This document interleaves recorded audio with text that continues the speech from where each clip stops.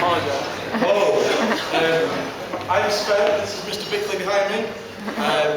We fully anticipate our speech is going to be awful, but then up stood Mr. Leeds and came up with that, so not that difficult to follow. Brilliant, thank you, Mr. Leeds. Just to follow on from that, I'd like to thank Mr. Leeds for mentioning all of Dave's friends apart from me and Mr. Spencer. We are friends, you're family. Good save. Anyway, the evening's obviously late, but I wrote my notes earlier, so I would like to take the time to welcome you all this evening to this this marriage of convenience between Dave and me.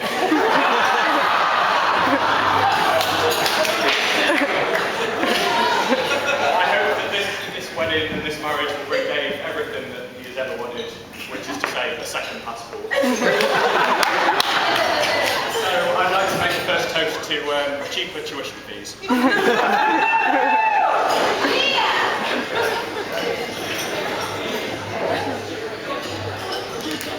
I probably should have read this previous to today, saying I'm going to read it yesterday.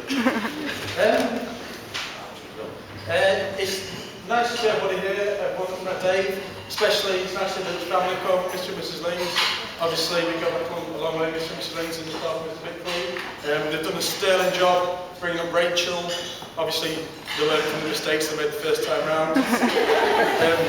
But seriously, these people are absolutely brilliant. They've just looked after us when we were kids. And they've rented the apartment in Toronto, so if anyone is struggling for anywhere to stay tonight, I'm sure Mr. and Mrs. Lames will be more than hospitable, they'll let you in, and if you can't get in, there'll probably be a key just outside in the peg basket. That's how we used to get in. They never changed where the key was, so they must have liked us. So yeah, Mr. and Mrs. Lames, absolutely brilliantly, and now we've got a new Mr. and Mrs. Lames. And obviously they've got a lot to live up to, and a lot of cards to do tonight.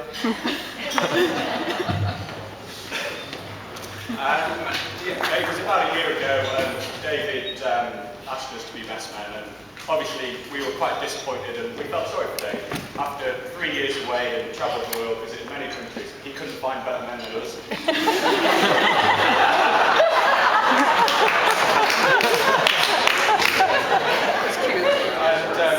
Both David and Amy have a specific love of travel, and they've both visited many countries. David has travelled around, obviously, Asia and Africa and various countries in Europe, but it was interesting to find that he never found the time to visit Romania, having sampled the delights that that country has to offer during his university days. There's going to be a Q&A at the end of that.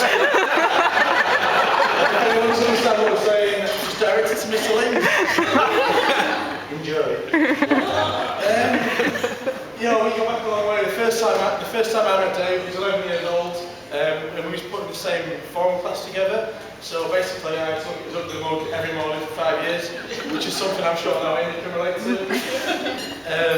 But Dave was a nice kid. He was always, he was well-behaved child, and in some respects, he still is.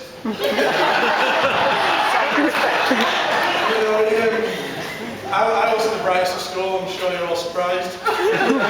Dave, he used to help me out with studies all the time. I'm not sure if he did instruction, but there was this one time I was in school where I did get caught copying the answers from Dave's exam paper. But if he was to get the answers right the first time and didn't cross out the wrong answers and then write the answers again, we wouldn't have that problem. So that's entirely your fault. I met David a few years later, towards the end of our school days, and he started to mature into the man we all know and know today.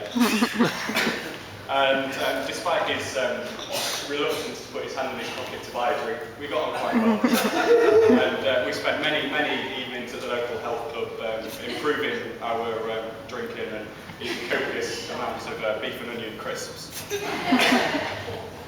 And a couple of years later, David started to show an interest into meeting girls. And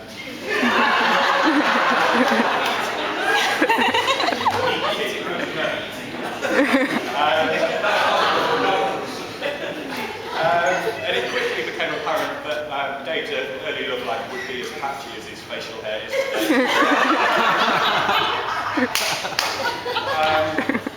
his early days in the pursuit of love started around the town of Scunthorpe in shiny matching jacket and trousers with oddly shaped shoes and picking up random girls in alleyways.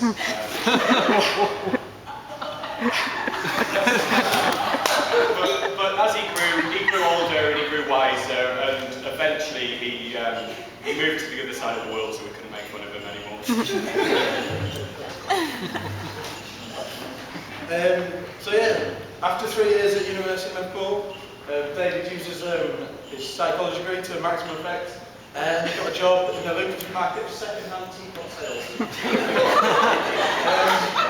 Fortunately for Dave, it's not all it was cracked up to be. The early mornings took the toll, some of the starts as early as 11:30 AM.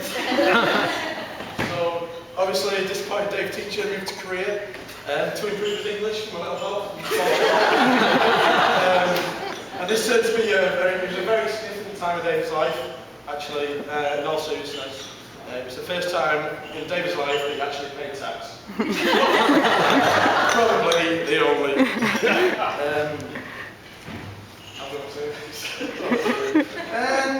A few months since David tripped into Korea, he met the girl of his dreams, and he told me about this, and we wasn't surprised at all. And the big surprise to us all back home was that he didn't buy off the internet, and she didn't have a penis.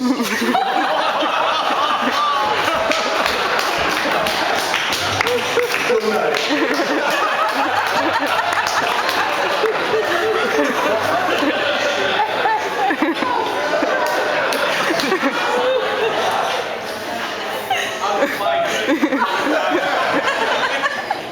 As we've heard throughout these speeches and photos this evening, David's pulled a lot of stunts in his pursuit of love.